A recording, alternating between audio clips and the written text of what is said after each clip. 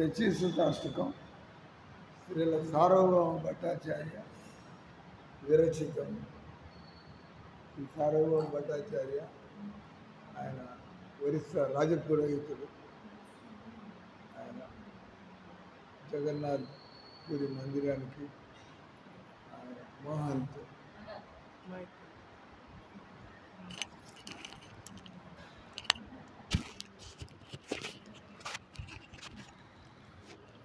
ఆయన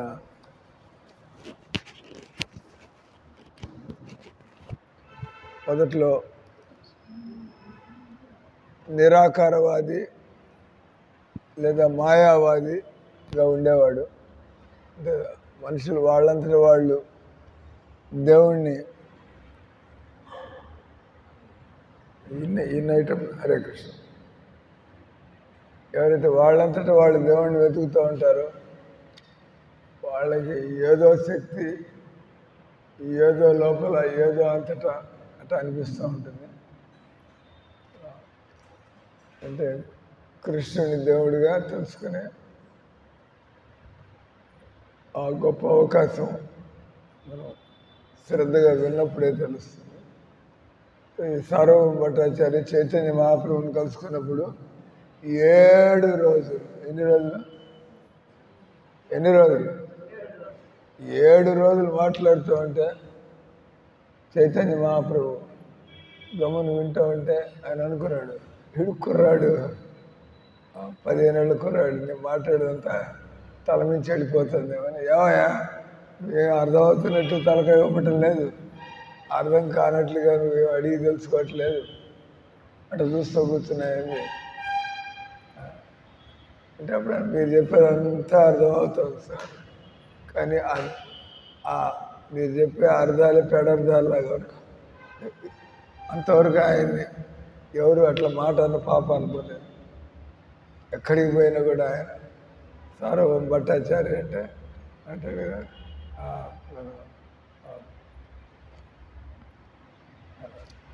ఈ కేశవ్ కాశ్మీరి, తర్వాత ప్రకాశానంద సరస్వతి, వీళ్ళంతా కూడా అంటారు అన్ని దిశలు గెలిచినటువంటి వాడు అంటారు. తెలుగులో అండి కేశవ్ కాశ్మీరి ఆయన ప్రపంచంలో ఎక్కడికి పోయినా కూడా ఏం పదం ఉంది తెలుగులో, అన్ని దిశలు గెలిచినటువంటి వాడు. ఆయనే సాటి, ఎవరు కూడా ఆయనతో శాస్త్రార్థానికి మామూలుగా శాస్త్రాలు ఉండేది దిగ్విజయ అన్ని దిక్కులు గెలిచిన వాడిని అంటే దిగ్విజయ పండిత్. ఇది సార్వభౌమ భట్టాచార్య ఆయన. అందుకనే ఒరిస్సా రాజుగారు ఆయన జగన్నాథ్ మందిరము, తర్వాత ఇవన్నీ, కానీ లోపల అవగాహన భగవంతుడు నిరాకారుడు. అంటే చాలా అపచారాలు జరుగుతున్నాయి. మన దేవుడికి ఎన్ని చేస్తూ మనకి దేవుడు మాట్లాడగలడు, తినగలడు, చూడగలడు, మనకి ఆ నమ్మకం లేకపోతే అపచారం.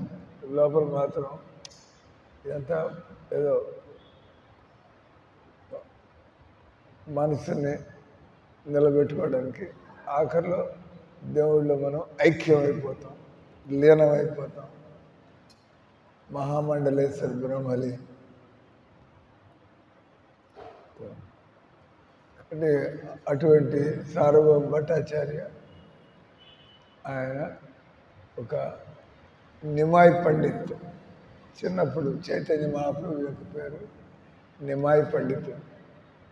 ఆయన చేతుల్లో ఆయన ఒక శ్లోకానికి ఆత్మారామశ్యమునయో నిర్గంధ అపి ఉరుక్రమ అట్లా ఒక శ్లోకం అండి, భాగవతం శ్లోకం.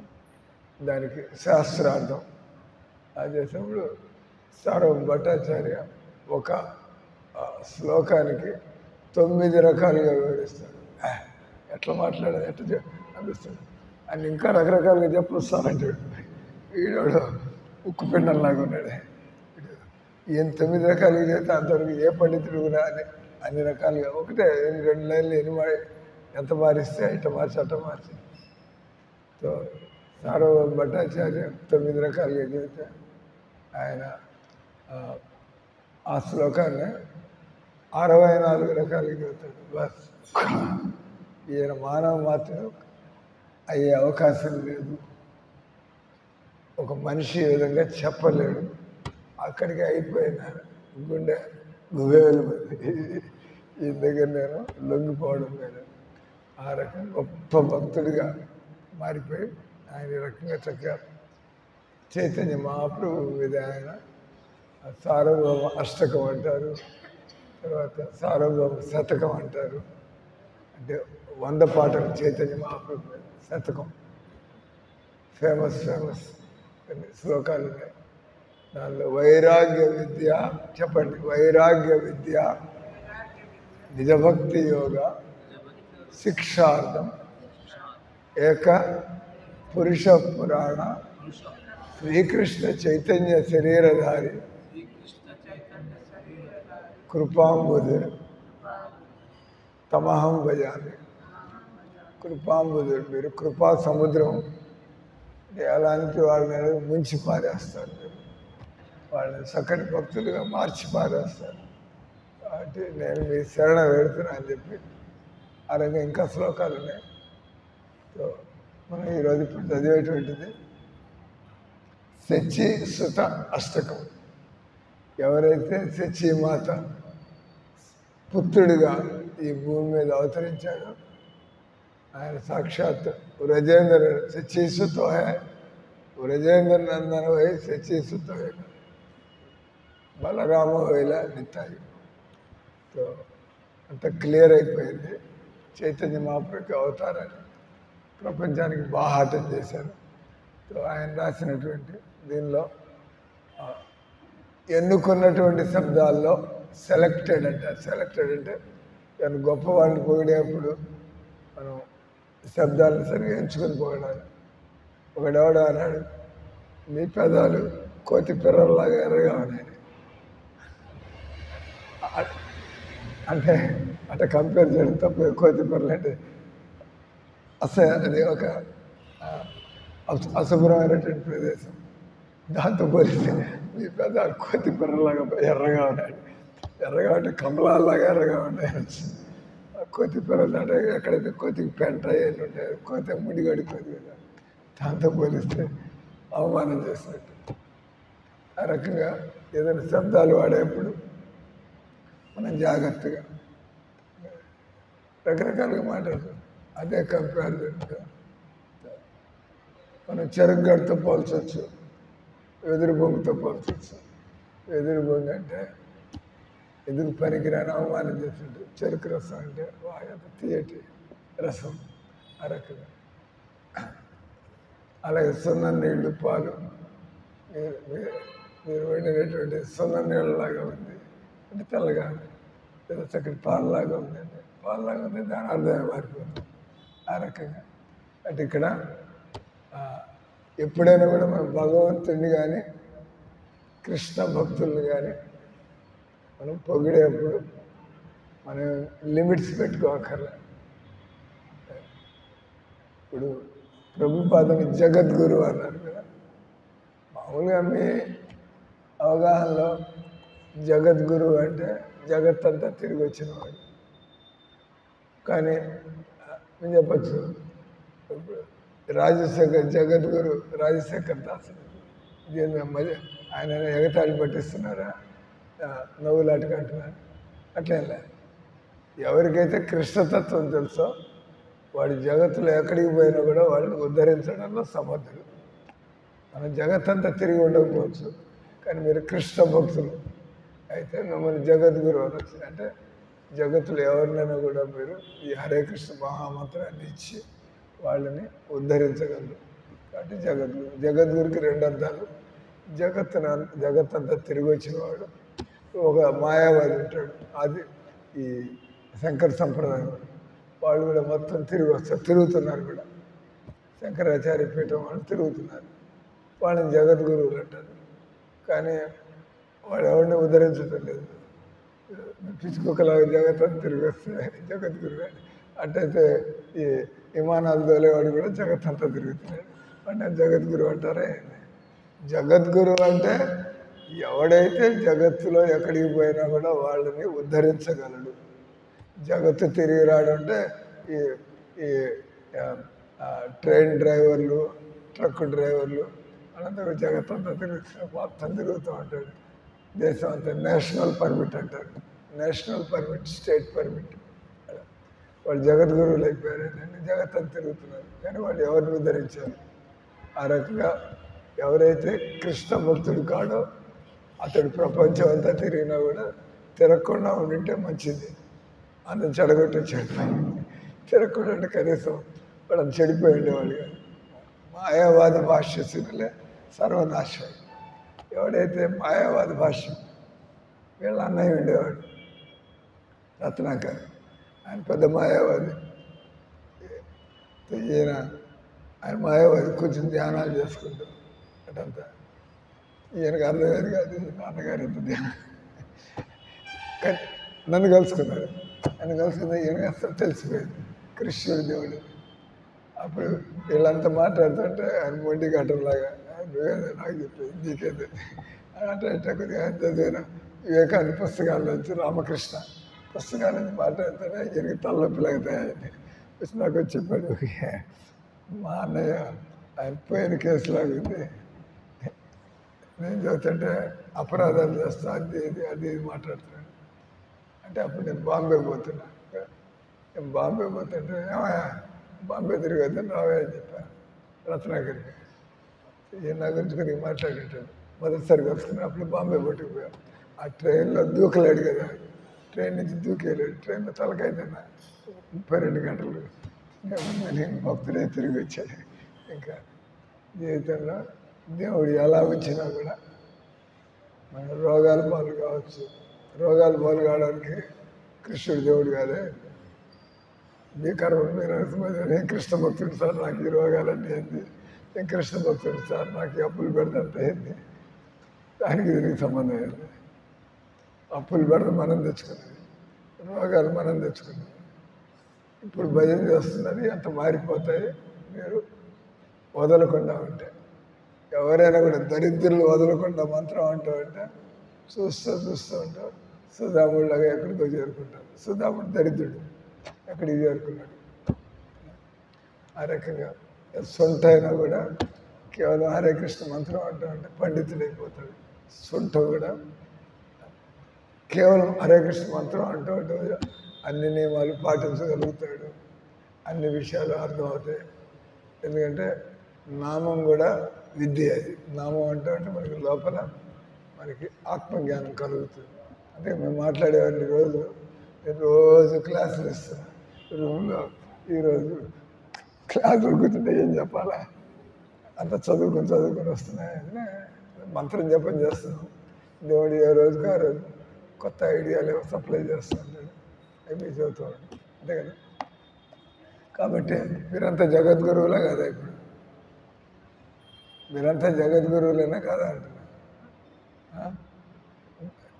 ధైర్యం ఉండాలి, నమ్మకం ఉండాలి. ఆ కృష్ణుని దేవుడని తెలిసిపోయింది మేము జగద్గురువులే. ఎక్కడికి పోయినా కూడా మేము పాడైపోయేది లేదు. ఇతరులు మేము వాళ్ళకి చెబుతాం, అతను వాడి చేస్తాం. అంటే ఎవరైతే గురు పరంపరలో ఈ మంత్రోపదేశాన్ని పొందుతారో, అందుకే ప్రభుపాద అన్నాడు, నా దగ్గర దీక్ష తీసుకున్న వాళ్ళంతా గురువులే. ఆయన ఒకరినే సెలెక్ట్ చేయాలి. నేను పోయిన తర్వాత నా శిష్యులు అందరూ కూడా గురువులే. ఈ ప్రపంచానికి మన నెల్లూరులో ఎన్ని స్కూళ్ళు ఉన్నాయి? నెల్లూరులో ఎన్ని స్కూళ్ళు ఉంటాయి? 100లో ఉంటాయి కదా, 100లో ప్రతి మొహల్లాలో గల్లీలో. మరి అదేవిధంగా కృష్ణ భక్తి ప్రచారం చేయడానికి కూడా ఎన్ని స్కూళ్ళు కావాలి? ఎన్నైనా కావచ్చు. కాబట్టి ఇక్కడ ఎన్నుకున్నటువంటి శబ్దాల్లో ఎప్పుడైనా కూడా చైతన్య మహాప్రభు, కృష్ణుడు, రాముడు మనం ఏమి సంకోచించక్కర్లే. ఏం చెప్పినా కూడా వాళ్ళకి అది ఎక్కువ చెప్పడం అంటే ఇంకా తక్కువే. మనం ఎన్ని మాట్లాడినా కూడా దేవుడి గొప్పతనాన్ని మనం పూర్తిగా వెళ్ళదించడంలో ఎప్పుడు మనం సఫలం కాలేము. ఎంత దేవుని బాగుండండి, ఆయన తక్కువే, అంతకంటే కూడా ఎక్కువే ఆయన. కాబట్టి ఇక్కడ ఈరోజు మనం ఈ అష్టకం, శచీసుత అష్టకం, ఆయన చైతన్య మహాప్రభు యొక్క అందాన్ని, చైతన్య మహాప్రభు యొక్క గొప్పతనాన్ని, చైతన్య మహాప్రభు యొక్క పాండిత్యాన్ని, చైతన్య మహాప్రభు యొక్క అద్భుతమైన గుణాన్ని చూసి ఆయన గదగదమైపోయి ఆయన ఆసు కవిత్వం ప్రారంభించాడు. అది రాశాడు. అంటే దీనిలో రకరకాల శబ్దాలు రైమ్గా, అంటే పదాలని ఒక పద్ధతిలో వాడతాం. మనం ఇది పాడి అది ఈ రోజుకి దాని అనువాదం అయింది. మీరు కూడా చూసుకోవాలి. ఈ శబ్దానికి ఓహో ఇది అనువాదం, ఈ శబ్దం కొత్త కొత్త శబ్దాలు వస్తున్నాయి. ఇంక పరీక్షలు లేవా అయింది, నో ఎగ్జామ్స్, అయిపోయింది ఎగ్జామ్స్. ఏం చదువుకున్నారు? Lawyer. So do you know God's laws? Do you know God's laws? Man made laws. దగ్గరండి, ఇక్కడ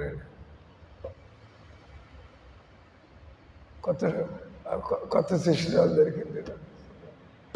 సో మీరు మానవ చట్టాలు చదువుకున్నారా, భగవంతుడి చట్టాలు చదువుకున్నారా? మానవ చట్టాలు.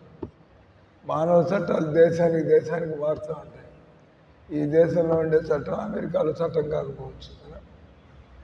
అమెరికాలో విడాకులు ఇవ్వాల్సిన అవసరం లేదు, తిరుగుతూ ఉండొచ్చు, ఇట తిరుగుతుంది, వాళ్ళ పద్ధతి, వాళ్ళ చట్టం అది తెలుసా. ఇక్కడ ఒప్పుకోరు అనగా. కాబట్టి మీరు చదువుకున్న చట్టం అంత అందరికీ వర్తించేటువంటి చట్టం కాదు, వెరీ డిఫెక్టివ్. స్టేట్లో కూడా మారిపోతూ ఉంటాయి చట్టాలు. ఆంధ్రాలో చట్టం పట్టుకుని మీరు బీహార్లో పోయారంటే ఇది కాదు సార్ ఇక్కడ అంటారు, చెబుతారు. అక్కడికి పోతే అక్కడ చట్టాలు తెలుసుకోవాలి, అంతే కదా. కానీ మేము మాట్లాడేటువంటిది నవ్వుతుంది దేనిక పద్మమాత. ఏమైనా నాకు ఆనందం కలుగుతుంది. డ్యాన్స్ కూడా చేయండి అయితే, అది ఆనందం కలిగి పుట్టిన అవడమేంది. హరిబోల్ హరిబోల్. క్లాస్ వినడం కూడా మంచిది అలా. కాబట్టి ఇక్కడ ఇస్కాన్లో మాట్లాడేది ఇది ప్రపంచంలో ఎక్కడికి పోయినా కూడా ఈ జ్ఞానం అందరికీ వర్తిస్తుంది. హిందువులతో సంబంధంలా, భారతీయులతో సంబంధంలా, రెడ్డితో సంబంధంలా, గడ్డితో సంబంధంలా. అంటే గడ్డికి కూడా వర్తిస్తుంది. గడ్డి కూడా పుడుతుంది, చనిపోతుంది అనగా గడ్డి కూడా ఎదుగుతుంది. మీరు కూడా అంతే, పుడతారు, ఎదుగుతారు, చనిపోతారు. అయితే గడ్డికి కూడా వర్తిస్తుంది లేదా? భగవంతుడి చట్టం అందరికీ వర్తిస్తుంది కదా. కాబట్టి మిమ్మల్ని అడిగేది, మీరే 4 ఏళ్ళ లా ఎల్ఎల్బి 3, మీరు 3 సంవత్సరాలు, అంతకుముందు 12 ఏళ్ళు చదువుకున్నారా? అంతకుముందు 12 ఏళ్ళు, అంతకుముందు 12 ఏళ్ళు, ఆ తర్వాత మళ్ళీ 3 ఏళ్ళు, 15 ఏళ్ళు చదువుకున్నారు. 15 ఏళ్ళు చదువుకుని మనకి కొద్దిగా తెలుసు, అది కూడా అందరికీ అప్లై. ఎడు దొరుకుతున్నారు అదే దగ్గరికి. అంటే ఏ చట్టాలు తెలుసుకుంటే మీరు ప్రపంచంలో ఎక్కడికి పోయినా కూడా ఎవరు వేలు చూపించకుండా బతకచ్చు. Nobody can find fault with you. అంటే భగవంతుడి చట్టాలు అనుసరిస్తే ఎక్కడికి పోయినా కూడా ఇట్లా అందరూ కూడా గౌరవిస్తూ ఉంటారు. ఆయన బతికినట్టుగా ఎవరు ప్రపంచంలో బతకలేరు. ఎందుకంటే ఆయన దేవుడి చట్టాలు తెలుసు. ఎందుకు ఈ విధంగా ఎవరు మనుషులు అంత గొప్పగా బతకలేరు, అందరూ పోగొడుతూ ఉంటారు. నా తప్పు విడిపోయిన శిష్యులు అయిపోయినాయి. అంటే మిమ్మల్ని అడిగేది, మానవుడి చట్టాల అనుసారం మాంసాహారం తినచ్చు. ఇచ్చిన పని అమ్ముకుంటున్నారు కదా మాంసం. అంటే మానవుడు చేసిన చట్టాల ద్వారా మాంసం తినడం తప్పేం కాదు. తింటారా? అబద్ధం చెప్పాలి. సంతోషంగా చెప్పా, ఇక్కడ ఏమైనా పెడతారా అన్నాడు. చే రాక్షసి, ఎవరైతే మాంసం తింటారో వాళ్ళు రాక్షసి. అంతే కదా, సారాయి, సిగరెట్లు, మాంసాహారం రాక్షసుల అలవాటు. కాబట్టి మీరు భక్తురాలు రాక్షసు తెలుసుకోవాలి. మీరు రాక్షసులాగా బతుకుతూ మీరు మందిరానికి వస్తే అంటే నాటకం జరుగుతుంది. నాటకం అంతే కదా, మీరు లోపల నుంచి భక్తురాలు కాదు, కానీ బయటకు వచ్చేసి ఫుల్ డ్రామా జరుగుతుంది. మీరు నిజంగా భక్తురాలు అయితే భక్తులు గుండ్లు చేపలు మాంసం తినరు. కానీ మీరు మీ గుండె మీద చేయి పెట్టుకుని భక్తురాలని చెప్పుకోవాలంటే ఈ రోజు నుంచి గుండ్లు చేపలు మాంసం వదిలిపారేయాలి. వదిలేయగలరా?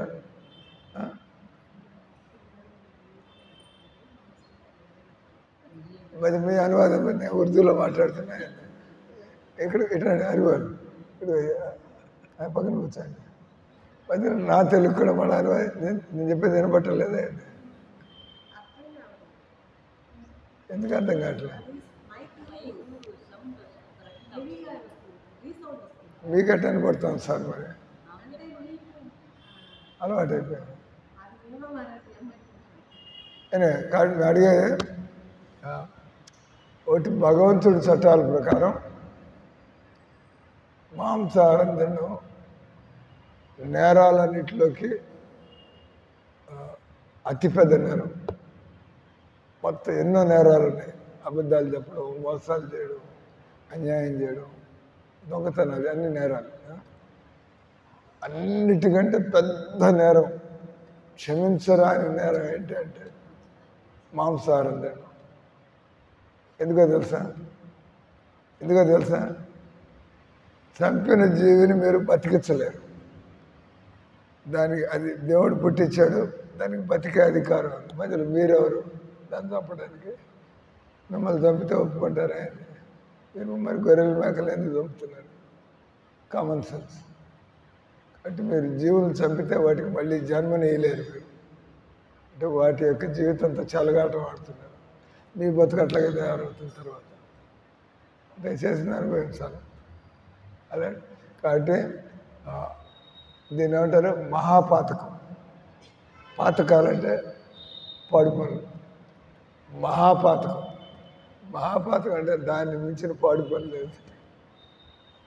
గుడ్లు చేపలు తినడాన్ని మించిన పాపం పని లేదు. ఒప్పుకుంటారు? అర్థమైంది కదా, ఎక్స్ప్లెయిన్ చేశా కదా. మీరు జీవాన్ని పోయలేకపోతే మీరు ప్రాణాన్ని తీసే అధికారం మీకు లేదు. ఏ జీవి జోలికి పోవడానికి మీకు అధికారం లేదు. అప్పుడు మీరు కూడా దేవుడి ముందు అడగలేరు, నన్ను కాపాడండి. మీరు ఆ పని చేస్తే మీకు అదే గతి పడుతుంది. You cannot seek justice. భగవంతుడిని మీరు న్యాయం అడగడానికి మీకు హక్కు లేదు. మీరు ఇష్టం వచ్చినట్టు చేసి నన్ను బతికించండి సార్ అంటే పాప పెట్టి బాగుంటాడు. అలా కాబట్టి ఈ రోజు నుంచి తింటారా మళ్ళీ మాంసాహారం, గుడ్లు చేపలు మాంసం? మీ ఇంట్లో ఇంకా లాయర్లు ఎవరైనా ఉన్నారా? ఉన్నారా మీ ఇంట్లో? అదే కాబట్టి మీరు చట్టాలు మారిపోతూ ఉంటాయి. ఈ దేశం చట్టాలు కూడా మారుతూ ఉంటాయి కదా. మళ్ళీ పార్లమెంట్లో కొత్త చట్టాలు చేస్తుంటారు కదా మోడీ గారు. పాతవన్నీ ఎత్తి పారేసి మళ్ళీ కొత్త చట్టాలు ఇట్లా. తర్వాత మెజారిటీ ఉంటే ఏ చట్టాలైనా చేయొచ్చు. చూడాల్సిన న్యాయం చూడాలి. కానీ మెజారిటీ ఉంటే ఏమైనా చేయొచ్చు. చేస్తారు కదా కాంగ్రెస్ వాళ్ళు 70 ఏళ్ళు. మైనారిటీస్ అంట, సెక్యులర్ అంట, మైనారిటీ. సెక్యులర్ అంటే అందరు సమానం, మళ్ళీ మైనారిటీ ఏంది? అక్కడ మైనారిటీ ఏంది? మతపరంగా అందరు సమానం అన్నాడు, మళ్ళీ మైనారిటీకి హక్కులు అంటాడు. తప్ప కదా, కాంట్రడిక్షన్ అన కదా. సెక్యులర్ అంటే అందరు సమానం. వాళ్ళ మధ్యలో ముస్లింలకి సబ్సిడీ లేనిది, వాళ్ళకి సెపరేట్ మద్రాసా లేని, స్కూల్ లేనిది. What is all this? మోసం జరిగింది. మోడీ గారు ఇవన్నీ సరి చేసుకుంటూ పోతున్నాడు. అందరికీ చట్టం ఉంది, అందరు సమానం. వాడు 4 పెళ్ళిళ్ళు చేసుకుని 16 మందిని కంటారు. మీకు 2 పిల్లలు ఉంటారు. వాళ్ళు ఓట్లు వేస్తే ఎవరు గెలుస్తారు? వాళ్ళే కదా గెలిచేది. వాళ్ళకి 16 ఓట్లు, మీరు 2 ఓట్లు, ఫినిష్. ఆ తర్వాత షరియా వస్తుంది. ఏం చేస్తారు మీరు? మెజారిటీ. దీనంతా అంటారు అన్యాయం అంటారు. అంటే భగవద్గీత చదివితే మీకు ఇవన్నీ పిచ్చి పిచ్చి పనులు మనుషులు చేస్తున్నారని తెలిసిపోతాయి. తెలిసిపోయి మీరు చక్కగా మనం ప్రపంచానికి అంతా కూడా న్యాయం చేసే పద్ధతిలో మాట్లాడాలి. తెలిసిందా? ఇంకో 10 నిమిషాలు ఉంటుంది క్లాస్. సో ఏం పేరు? మౌనిక. మౌనిక వేరు, మౌనిక వేరే. మౌనిక మౌనిక మౌనిక మౌలిక మౌనిక దాని అర్థం ఏంటి? మౌనిక అంటే ఎప్పుడు మాట్లాడకుండా నిశ్శబ్దంగా ఉండేదని. మౌనిక మౌనం అంటే మౌనిక అంటే యోగిలాగా అప్పుడు మాతో చేరాలి మీరు. మా పని రోజంతా ధ్యానం చేస్తూ ఉంటాం. ఈ పేరు మౌనిక అని పెట్టుకుని కోర్టులో తిరుగుతూ ఓ అని అప్పచ్చి అబద్ధాలన్నీ మాట్లాడుతూ మౌనిక అంటే వాడు ఒప్పుకుంటాడు. మౌనిక అంటే మాట్లాడితే దేవుడి గురించి మాట్లాడాలా, లేకపోతే నోరు మూసుకుని ఉండాలా? మౌనిక అదే. అదే మీరు బాబు, నేను మాట్లాడినంత చెప్పాల్సి వస్తుంది. మీ ఇద్దరికి ఏమైనా రక్త సంబంధం ఉందా? మీరు మాట్లాడితే అంటే అర్థమైపోతుంది, మీరు మాట్లాడితే అర్థం కావట్లేదు. అలే అంటే ఈరోజు నుంచి మౌనిక, ఈరోజు నుంచి మీరు తిన్నది చాలు, మీరు చేసిన పాడు పనులు చాలు. ఇంకా గుడ్లు చేపలు అయినా మీ కోట అయిపోయింది. ఇంక ఈ రోజు నుంచి తినమాకండి. అలా లేకపోతే ఇప్పటికే ఎంత పాపం మూటగట్టుకున్నారు. అలా ఇంకా పాపం తెలిసి పాపం చేస్తే మీరు చెప్పండి. తెలియక నేరం చేస్తే కొంత, తెలిసి నేరం చేస్తే సీరియస్ మ్యాటర్. చదువు లేని వాడు నేరం చేస్తే, పిల్లవాడు నేరం చేస్తే, చదువుకున్నవాడు నేరం చేస్తే తీవ్రత పెరుగుతుంది. చదువుకున్నవాడు నేరం చేయడం, చదువు లేనివాడు నేరం చేయడం, పిల్లవాడు ఏం తెలియని అమాయకుడు వేరుగా ఉంటుంది కదా. కాబట్టి మీరు ఇప్పుడు తెలుసుకున్నారు గుడ్లు చేపలు మాంసం తినడాన్ని మించినటువంటి నేరం మరొకటి లేదు. అంటే ఇంక నుంచి ఆఫ్ చేసి తినమాకండి. ఓ దండం పెట్టండి, తీసి బయట పారండి. నాకు పెట్టమాకండి, ఎందుకంటే నేను భగవంతుడి చట్టాలని నేను పాటించాలి. అలా ఈమెకి గివ్ దట్ బుక్. ఈమె నంబర్ పెట్టుకోండి మీరు, ప్రీతి చేయొద్దు. She will be your friend in the temple. మీ వయసే, నాట్ మ్యారీడ్. అలా so you keep her number and keep talking so that you learn more things. So for today, you give her Hare Krishna Saval and life comes from life. You prefer your English medium or Telugu medium? Everyone English medium. ఇంకొక 10 నిమిషాలు చక్కటి భజన ఉంది, అది పాడతాం, class finishes. Okay?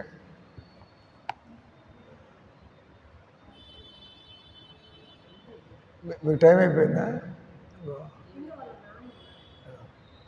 Taker giver ప్రసాదం తీసుకోండి. మళ్ళీ రండి, ఇది చదివిన తర్వాత మళ్ళీ రండి.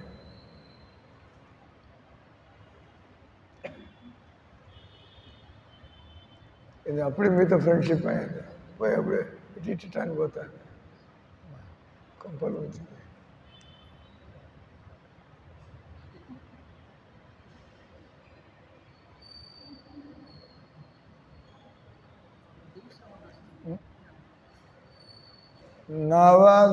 నవగౌరవరం నవపుష్పసరం నవభావధరం నవలాస్యపరం నవహాస్యకరం నవహేమవరం ప్రణమామి సచీసుత గౌరవరం గట్టిగా రికార్డ్ అవుతుంది.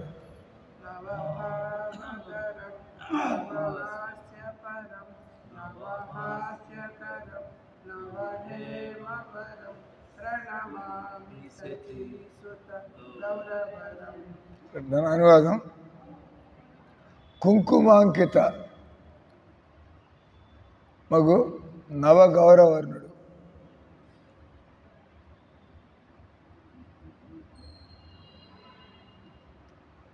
నవ పుష్పచరములను సంధించడి నవ మన్మధుడు. నవ పుష్పచరం అంటే అయ్యా మన్మధుడు. తర్వాత కుంకుమాంకితమగు నవ గౌరవరం, దాన్ని అంటారు కరిగిన బంగారం. నవగౌరవరం పుష్పచ అందంలో మన్మధుడిలాగా. తర్వాత నవభావాలు కలిగి అంటే ఈ కామ క్రోధ లోభ ఇవి కాకుండా చక్కగా దివ్యమైనటువంటి ఆలోచనలు కలవాడు. భావధనం. నవలాస్యపరం. నవలాస్యపరం అంటే లాస్య అంటే డ్యాన్సర్ ఏమో. నవలాస్యపరం ఆయన చేసిన డ్యాన్స్ చేయకుండా కొత్త కొత్త విధాలుగా డ్యాన్స్ చేసేవాడు. నవహాస్యకరం మనకు అర్థమవుతుంది. నవహాస్యకరం ఎప్పుడు కూడా ఆయన హ్యూమరస్, నవ్వుతూ ఆనందంలో ఉండేవాళ్ళు ఎప్పుడు కూడా నవ్విస్తూ ఉంటారు. తర్వాత నవహేమవరం బాగా కొత్తగా పాలిష్ చేసిన బంగారంలాగా. అటువంటి శచీసుతుడు గౌరీచంద్రునికి నా ప్రణామములు. డిడ్ షీ టేక్ తీసుకున్న పుస్తకాలు తీసుకెళ్ళిందా? వాళ్ళ నాన్న రోజు వాళ్ళ నాన్న అడిగి తింటుంది. అడగండి. నవ ప్రేమయుతం నవనీత శుచం నవవేషకృతం నవ ప్రేమ రసం నవదా విలసత శుభ ప్రేమమయం ప్రణమామి శచీసుత గౌరవరం.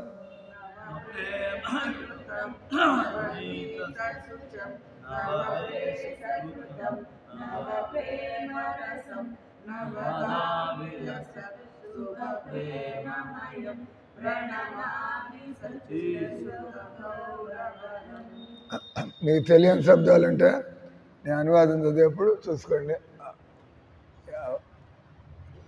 నవ భగవత్ ప్రేమమయుడు. ఎవరిని ప్రేమించినట్లయితే ఏ రోజుకు ఆ రోజు ఫ్రెష్, ఎప్పటికప్పుడు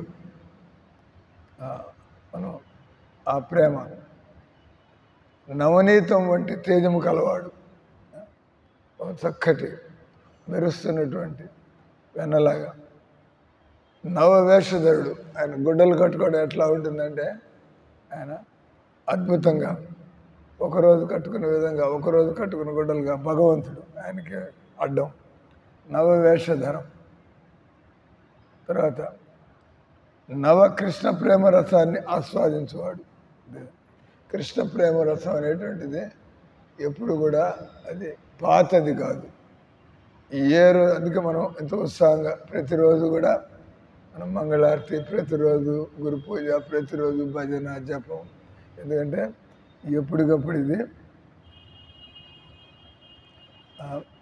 తాజాగా ఉంటుంది. నవవిధ భక్తి విధానములను నిర్వహించినప్పుడు నవదా విలసత. నవవిధ భక్తి విధానం ఎవరైతే ఈ విధంగా భక్తి చేస్తూ ఉంటే ఆయన సౌందర్యం ఇంకా పెరుగుతూ ఉంటుంది. పరమ శుభపరమగు ప్రేమమయుడైన ఈ సంసారం ప్రేమలో పడితే సమస్యలు పాలవుతాం. కానీ పరమ శుభమగు ప్రేమమయుడైన శచీసుతుడు గౌరీచంద్రునికి నా ప్రణామములు. హరిభక్తి పరం హరినామధారం కరజప్యకారం హరినామపారం నయనే సతతం ప్రణమాశ్రుధారం ప్రణమామి శచీసుత గౌరవరం.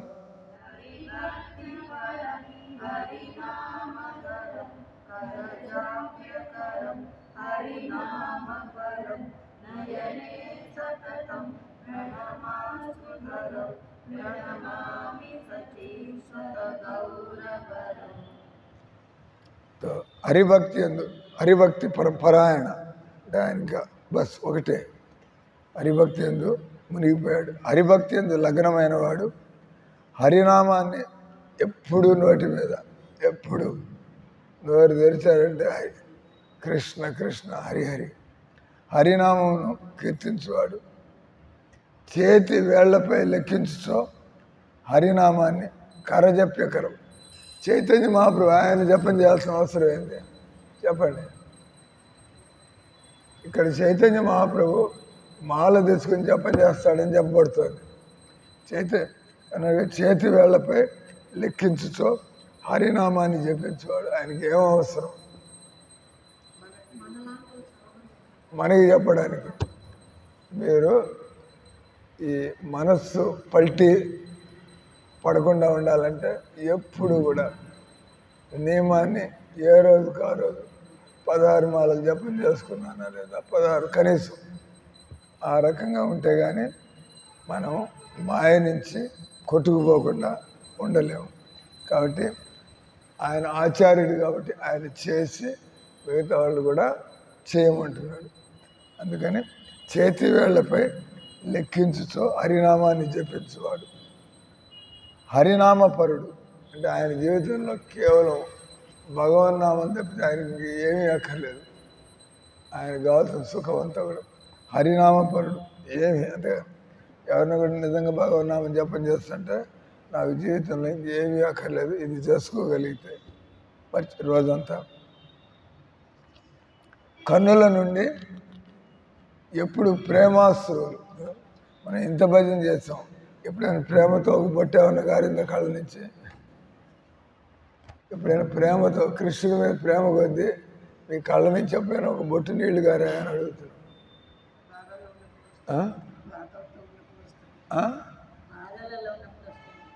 బాధ వస్తుంది ఏందో.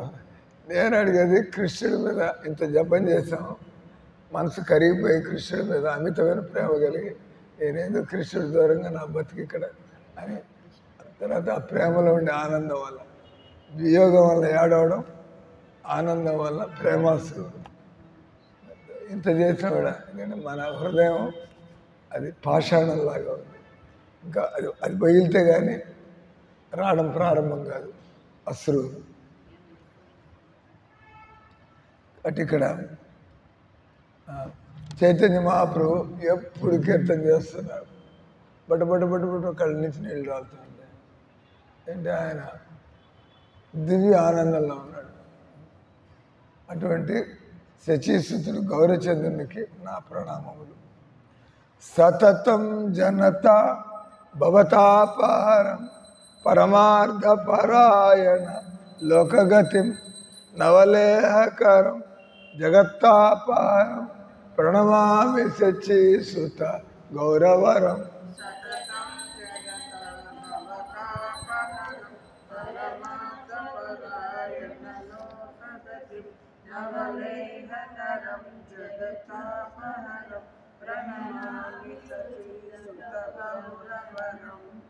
ఎప్పుడు జనుల భవతాపాన్ని, భగవంతుడు మన కోరికలు తీర్చడం కాదు, కోరికల్ని తీసి పారేస్తాడు.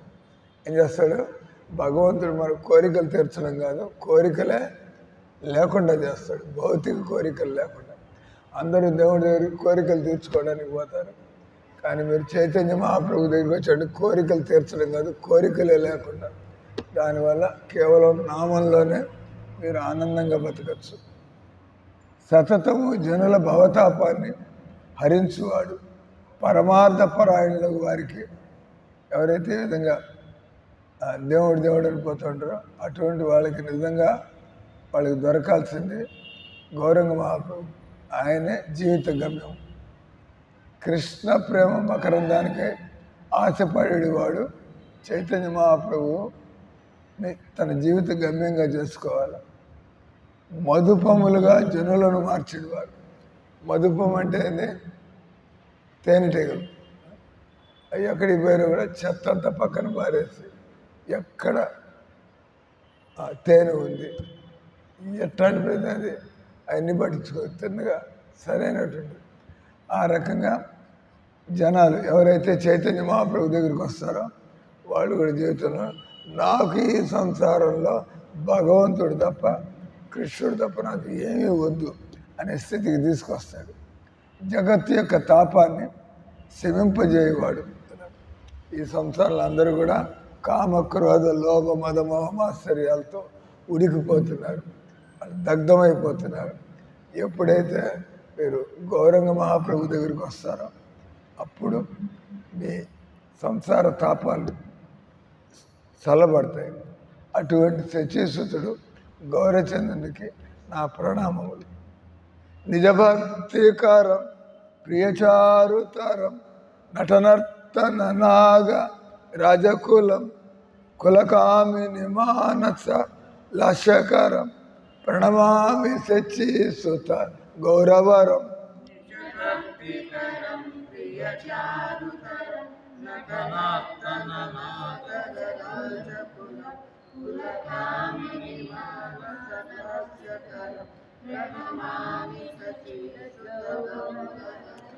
ఇక్కడ చారు మన తెలుగులో వాడే చారు కాదు ఇది కదా. చారు చారు అనగానే సాయంత్రం గుర్తొస్తుంది చారు. కానీ మీరు తెలుసుకోవాలి సంస్కృతంలో చారు అంటే దాని అర్థమైంది. అలాగే లాస్య ఇందాక కూడా వచ్చింది. లాస్య అంటే డ్యాన్సర్ అని మనం చదువుకున్నాం. కులకామిని మానస లాస్యకరం. తో ఎవరైనా కూడా మనకందరూ కూడా భక్తి ఉంది, కానీ అది మిశ్ర భక్తి. కానీ ఎవరైతే చైతన్య మహాప్రభు దగ్గరికి వస్తారో వాళ్ళకి శుద్ధ భక్తి కలిగిస్తాడు. తన సేవకులకు పరమ ఆకర్షణీయుడు. చారు అంటే ఆకర్షణ. తన సేవకులకు పరమ ఆకర్షణీయుడు. ప్రియచారు, ప్రియ అంటే తమ సేవకులు, పరమ ఆకర్షుడు. భక్తి చారు మహారాజు అంటే దాని అర్థమైంది. ఎవరైతే భక్తి ప్రతి ఆకర్షితులయ్యాడో, ఒక గురువుగారు ఉన్నారు ఇస్కాన్లో, ఆయన పేరు భక్తి చారు స్వామి. అంటే ఆయన ఎప్పుడు భగవంతుని భక్తికి ఆకర్షితులయ్యాడు. ఏ రకంగా కృష్ణ భక్తులు ఇక్కడ రాత్రిగా కృష్ణ భక్తులకు కృష్ణుడు పరమ ఆకర్షణీయంగా ఉంటారు. చారు అంటే ఆకర్షణ, భక్తి చారు స్వామి. తన నృత్యము ద్వారా కృష్ణుని లక్షణాలని ప్రదర్శించేవాడు. మొదలు కృష్ణుడి పేరు నట్వర్లాల్ అని. చైతన్య మాపు డ్యాన్స్ చూస్తే మనకి తెలిసిపోతుంది ఈయన కృష్ణుడే అయి ఉండాలా, లేకపోతే ఈ విధంగా మరొకళ్ళు డ్యాన్స్ చేయలేరు. అది కృష్ణుడిని మరపిస్తాడు, కృష్ణుడు గుర్తొచ్చేది చేస్తాడు. కులసతుల చిత్తములను నర్తింపజేయవాడైన. ఇక్కడ కులకామిని ఆడవాళ్ళు మామూలుగా వాళ్ళ భర్తలు ఇవన్నీ, కానీ ఎవరైతే చైతన్య మహాప్రభు దగ్గరికి వస్తారో వాళ్ళ భర్తలు ఉన్నా కూడా వాళ్ళ మనస్సు ఆయన మీదకి వెళ్ళిపోతుంది. ఎందుకంటే ఆత్మకి మామూలుగా ఆడాలంటే భర్త, కానీ మీరు ఆయన దగ్గర ఉంటే చైతన్య మహాప్రభు దగ్గర మీ ఆత్మ మేలుకుంటే వెంటనే దేవుడు మీకు భర్త అయిపోతాడు. ఆ రకంగా చదువుతున్నాను. కులసతుల చిత్తములను నర్తింపజేయవాడునైనా శచిసుతుడు గౌరచంద్రునికి నా ప్రణామములు. కరతాళవలం కలకంఠరవం మృదువాద్య సువీణి కయామధురం నిజభక్తి గుణావృత నాట్యకరం ప్రణమామి శచీసుత గౌరవరం.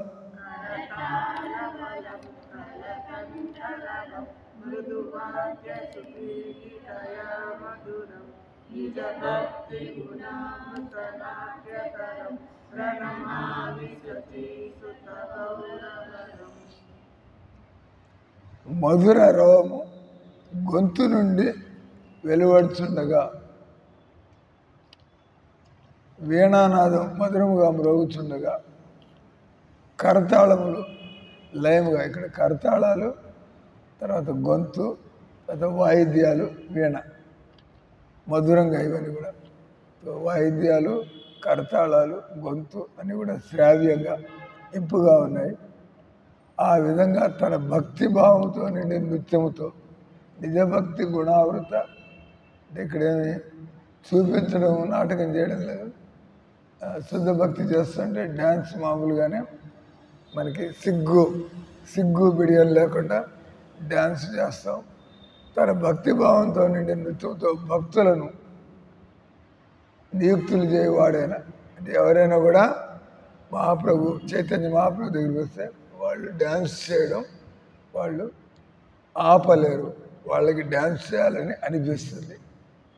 యుగధర్మయుతం పునర్నందసుతం ధరణి సుచిత్రం భవభావోచితం తనుధ్యానచితం నిజవాసయుతం ప్రణమామి సచీసుత గౌరవరం.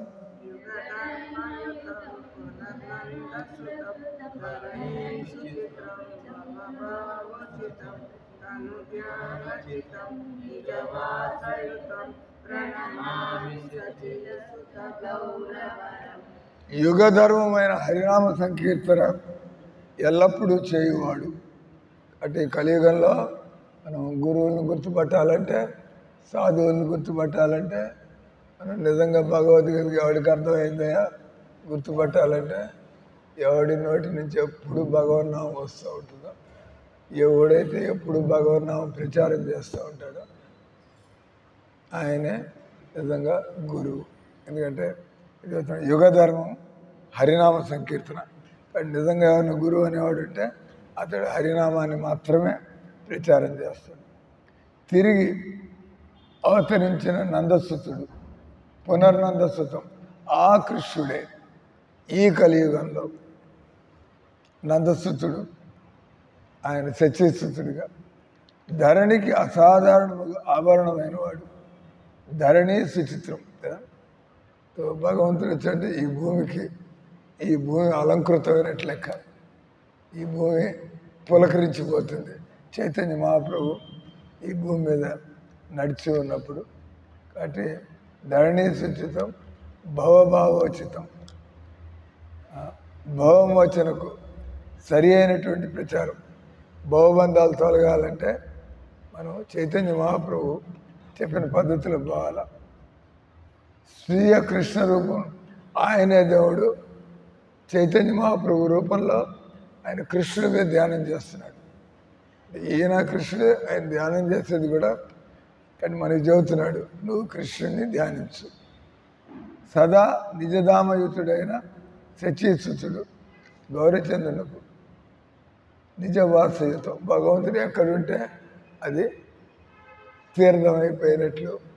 భగవంతుడు ఎక్కడుంటే అక్కడ అది ధామం అయిపోయి. ఇప్పుడు ఉదాహరణ నెల్లూరులో ఈ మందిరం ఉంది. బయటంతా ఏంటంటే పిచ్చి పిచ్చిగా జరుగుతుంది. మందిలో భగవంతుడు మందిరంలోకి రాగానే ఇక్కడ వాతావరణం మాత్రం చక్కగా ఆధ్యాత్మిక వాతావరణం. అలాగే చైతన్య మహాప్రభు ఎక్కడికి వెళ్తే అది ఏ ఊరైనా కావచ్చు, ఏ వాడైనా పల్లెైనా కావచ్చు, ఆయన వచ్చాడంటే అది భగవంతుడు ధామం వైకుంఠంలాగా మారిపోతుంది. ఆఖరిది అరుణం నయనం చరణం వచనం వదనే స్ఖలితం స్వకనామధరం కురుతే సురసం జగత జీవనం ప్రణమామి సచీసుత గౌరవరం.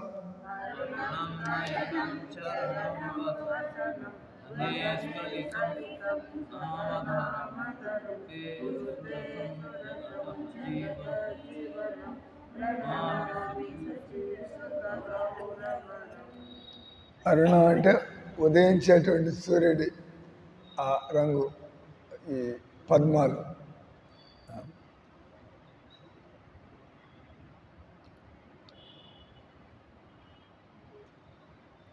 నయనాలు పాదములు భగవంతుడి. ఆయన నయనాలు కానీ, ఆయన అరచేతులు కానీ, అరికాళ్ళు కానీ అవి ఎంత అందంగా ఉంటాయంటే అవి ఈ రెక్కల్లాగా, కమలపు రెక్కల్లాగా, పద్మపు రెక్కల్లాగా. నయనాలు పాదాలు వస్త్రం భగవంతుడు వేసుకునే ఆయనగా ఆ రంగు గుడ్డలు ఇష్టమేమో. నయనాలు పాదములు వస్త్రము ఉదయించు సూర్యుని వలె అరుణవర్ణంతో ఉన్నవాడు. స్వీయ నామాన్ని ఉచ్చరించో గొంతు గద్గదమొగినట్టు వాడు. తన పేర్లు తానే పాడుకుంటున్నాడు, తన రూపాన్ని తానే ధ్యానిస్తున్నాడు. ఎందుకంటే ఆయన దేవుడు కాబట్టి. జగత్తులో జనాలకి వయసు వస్తుంటే జీవితం అంటే నీరసం కలుగుతుంది, జీవితం అంటే విసుగు వస్తుంది, జనాలకి బోరు కొడుతుంది. కానీ ఎవరైతే భక్తి చేస్తూ ఉంటారో వాళ్ళకి ఎంత వయసు వస్తున్నా కూడా వయసుతో సంబంధం లేకుండా వాళ్ళు ఎప్పుడు నవజీవనం. ఏ రోజుకి ఆ రోజు వాళ్ళకి ఎంతో ఆనందమైనటువంటి రోజు, కొత్త రోజు. ఇంకో రోజు ప్రారంభమైందంటే మళ్ళీ సెలబ్రేట్. మనం నిన్నంతా సెలబ్రేట్ చేసుకున్నాం, దేవుడి దేవాలు మనకి ఇంకో రోజు వచ్చింది, మళ్ళీ ఈరోజు కూడా సెలబ్రేట్. ఏం చేయాలా? మీరు ఈ పండగ జరుపుకోండి అంటే హరే కృష్ణ హరే కృష్ణ కృష్ణ కృష్ణ హరే హరే, హరే రామ రామ రామ. అటువంటి శచీసుతులకు గౌరీచంద్రునికి నా ప్రణామములు. హరే కృష్ణ కృష్ణ కృష్ణ హరే హరే, హరే రామ రామ రామ